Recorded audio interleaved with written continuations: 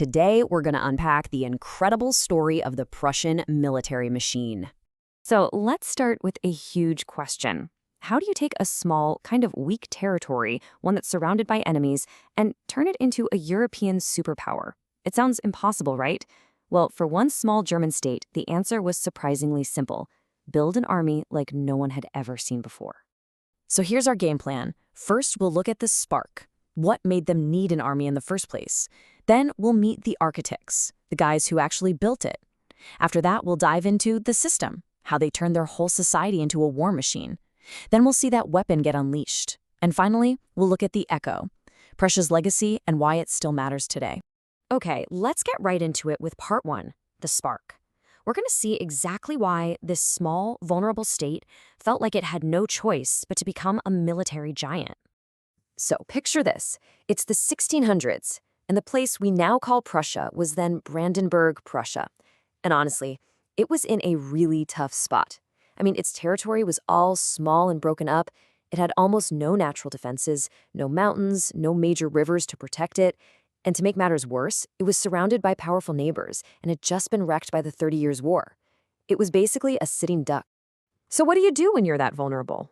Well, Prussia's leaders came up with a pretty radical solution, a powerful, permanent army. Now you have to understand, this was a huge deal back then. Most countries only hired soldiers when a war was actually starting. But Prussia, they decided their military would be ready to go 24/7, even in peacetime. This wasn't about glory, at first. It was pure survival. Okay, so who was behind this incredible transformation? That brings us to our next section, the architects. We're about to meet the two key leaders who literally built this military machine from nothing. First up is a guy named Frederick William, who history calls the Great Elector. He's the one who really got the ball rolling. He basically centralized power, taking it away from all the local nobles. And here's the kicker. He forced those nobles to pay taxes, and those taxes had one main purpose, to fund his brand new professional army. But if the Great Elector lit the fuse, his successor, Frederick William I, was the explosion. He took things to a completely different level. There's a reason they called him the Soldier King. The man was completely, utterly obsessed with the military. It wasn't just a job, it was his entire life. And when I say obsessed, I mean it. This guy wore a military uniform every single day. He demanded insane levels of discipline from absolutely everyone, and he had this thing for really tall soldiers. He even created a special regiment of them called the Potsdam Giants. He would recruit, and get this, sometimes even kidnap tall men from all over Europe just to have them in his special unit. Yeah, a little weird. So what's the result of all this? Intense focus? Well, under the Soldier King, the Prussian army swelled to over 80,000 active soldiers. That's nearly double what he started with. Now, for a country with a pretty small population, an army that big was just massive, absolutely huge. Okay, so you've built this giant army. Great, but how on earth do you keep it running? How do you pay for it? And how do you fill its ranks? That brings us to our third section, the system. This is where we see how an entire country was completely reshaped to serve its army. The secret sauce really was this genius recruitment method they came up with called the canton system.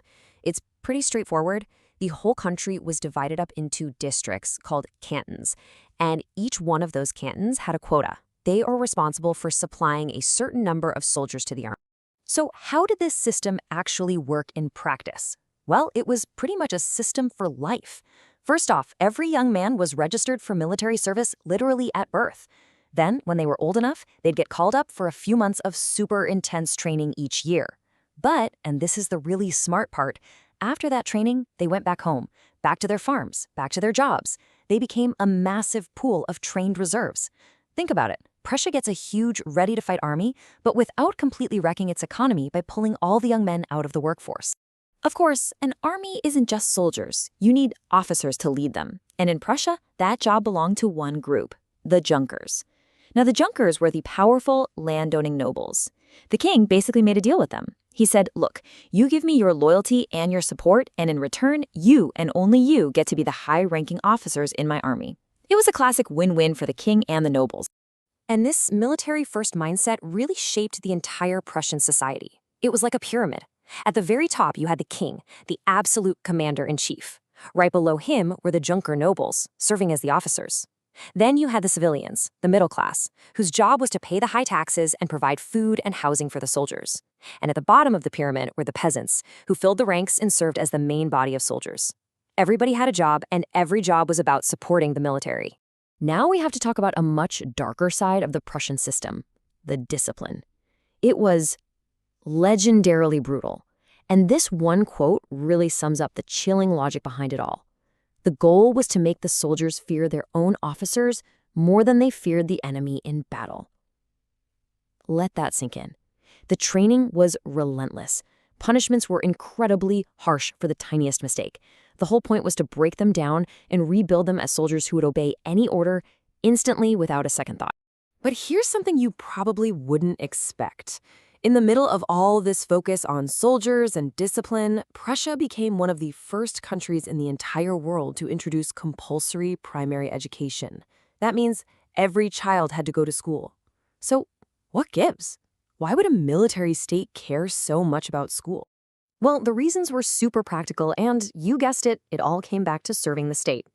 For one, the army needed soldiers who could actually read written orders. Simple as that. The schools were also a perfect place to teach loyalty to the king and the state from a young age. And of course, they needed a steady supply of future government officials and officers who were well trained in things like math and science.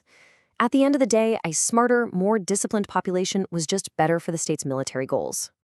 Okay, so the machine is built, the soldiers are trained, the society is organized for war. The weapon is forged. What happens next? Well, that takes us to Section 4, the weapon unleashed. This is the part of the story where we find out what happens when you give a brilliant, ambitious commander a near-perfect army. See, the Soldier King, for all his obsession, was actually pretty cautious. He rarely used the giant army he'd built. But his son was a different story. The father built the army. The son was the one who was going to use it. Meet Frederick II, who history would come to know as Frederick the Great. And Frederick the Great wasted zero time. The very year he became king, 1740, he immediately invaded the wealthy neighboring province of Silesia. That kicked off decades of war where he fought, and often won, against the combined power of giants like Austria, France, and Russia. By the end of his reign, Prussia wasn't just that small, vulnerable state anymore. It had a seat at the big table. It was a major European power. So this military state rose, it conquered, and then, like all empires, it eventually fell. But its influence, that didn't just disappear. And that brings us to our final section, the echo. We're going to look at Prussia's lasting legacy and how a state from the 1700s still has an impact on our world today. Prussia's legacy is really a tale of two sides. On the positive side, you've got ideas of incredible efficiency, discipline, and even the model for our modern education system. The strength of Prussia was also the engine that eventually led to the unification of Germany. But then there's the negative side.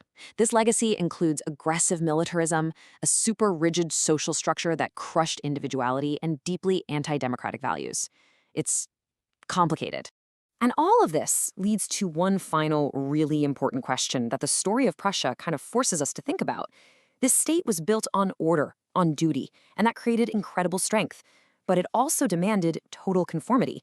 So the question it leaves for us to ponder is this: where is the line between helpful discipline and dangerous, blind obedience?